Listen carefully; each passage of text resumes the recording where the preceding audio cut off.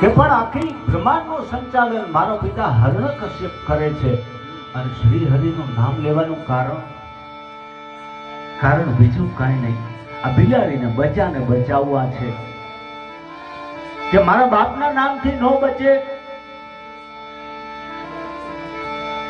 બચી જાય એનું નામ તમે લેવા માંડો, એના નામથી જો બચ્ચા બચી જાય તો મને કોઈ વાંધો નથી.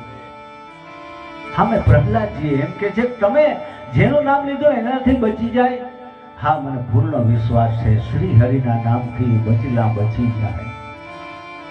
લાગ્યો હુકમ કરી દીધો, 8 પોતાના અંગરક્ષકોને કહી દીધું કે અંદરનો માણસ છે કોઈ બહાર ન જવો જોઈએ, બહારથી કોઈ માણસ અંદર ન આવવો જોઈએ.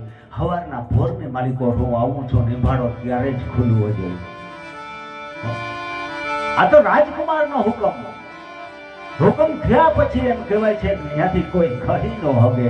8 અંગરક્ષક એમ કહેવાય છે ગોઠવાઈ ગયા. સવારનો ભોર બાળ મહારાજ પ્રહલાદજી આવીને કીધું હવે નિભાડો ખોલો. પણ આ શ્રીબાઈ કૃપારે એમ કહેવાય છે હરિને યાદ કરે છે, હે અખિલ બ્રહ્માંડના માલિક મારી લાજ રાખજો. શ્રી હરિને યાદ કરી રહ્યા છે, વેલેરા પધારજો હરિ સંતો નિવારે, સંતો નિવારે એ વિશ્વધારી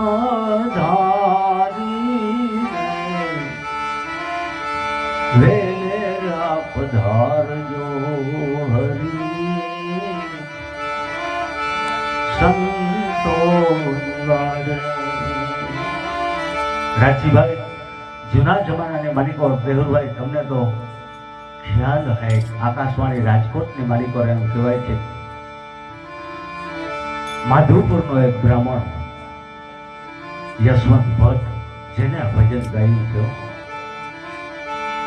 ગોઢ રે જનોને નાગર નરસિંહ કેવાણા મોદી રે શિકારી એ હરી રે કોર બૈના વાલે મા મેરા પુરા વાલોજી જાતા એ વેપારી વેલેરા પધારજો હરિ સંતો નિવારે. પણ એક અંતરાની માલિકો રાજીભાઈ યશવંત ભટ્ટે જે કમાલ કરી છે, કોનવારે ભગતની માથે કરુણા દીધી, દર્શન રે દીધા એ દેવળ ફેરી વેલેરા પધારજો હરિ સંતો નિવારે.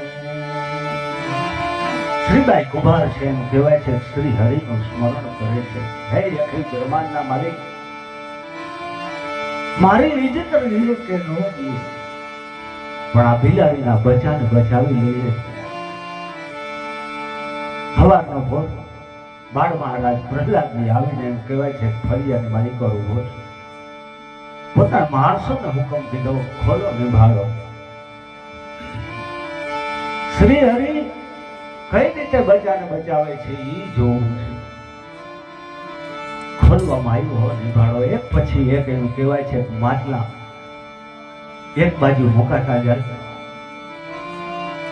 માટલાની માલિકો નજર કરે, ક્યાં માટલાની માલિકો, ક્યાં ઘોડાની માલિકો બિલાડીના બચ્ચા છે. ખોલતા ખોલતા એમ કહેવાય છે નિભાડાના વચ ભાગનું મધ્ય ભાગનું માટનું આવ્યું મોટો ઘોડો ઉપરથી રાગ ખંખેરી અને ઊંધો કરે. ચારેય બચ્ચા એમ કહેવાય છે ખેતી બહાર આવ્યા હો.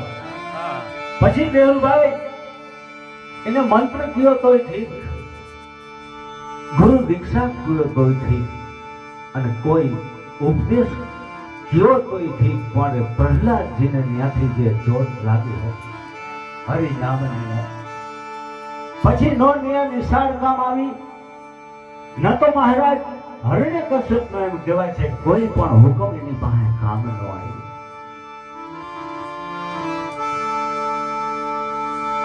રામ નામની જે ચોટ લાગી છોડાવવા માટે થઈને કંઈક પ્રયત્ન થયો હો. આખરે એમ કહેવાય છે હરણ્યકશ્યપે પોતાની બેન હોલિકાને હુકમ કર્યો હવે આને સળગાવી દીધી. આજ આપણે